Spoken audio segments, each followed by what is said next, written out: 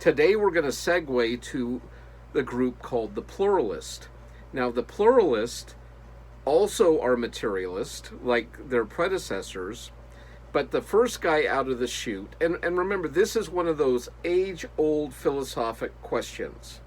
Is reality composed of one thing or many things? And this next group, where I'm going to talk to you about four guys today, and these are called the pluralist, and they believe reality is made up of a plurality of things and not just one underlying substance.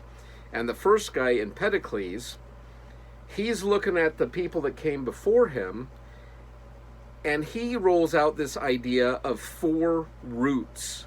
And he believes from these four roots, earth, air, fire, and water, grow up into the things we see in the world today. And so different things are going to be perhaps a combination of those roots, but it is going to come and join. And so a tree, as we discovered, is primarily made up of air, but there's also some minerals, some earth in it. There's also water, right, that travels through the tree. So we have earth and air. I don't know if they believe trees have the element of fire, but at least they have earth, air, and water make up a tree. Humans, we would be made up primarily of the element of water, but we also have minerals, calcium, magnesium, phosphate. We have different minerals, iron going on in our body, so there's some percentage of that. The air would pertain to like our breath, but fire would be our spirit. And they would believe our spirit is made up of this like cosmic fire, kind of like what Heraclitus was talking about with the Logos.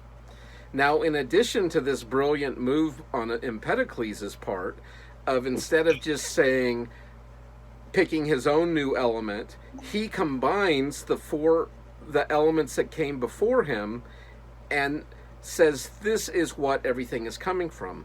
But he also adds two principles, eros, and I think it's thanatos or thantos. And one is the principle of life or love, and the other is death.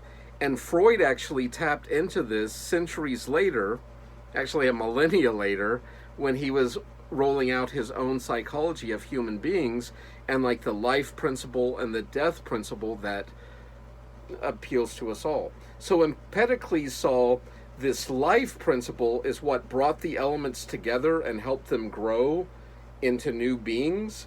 And then when you die, those elements break down and return to their root sources. So the water in me would return to water, the minerals in me would return to earth, the air in me would return to the air, and the fire in me to the cosmic fire. And so that's how this first pluralist is rolling out his ideas.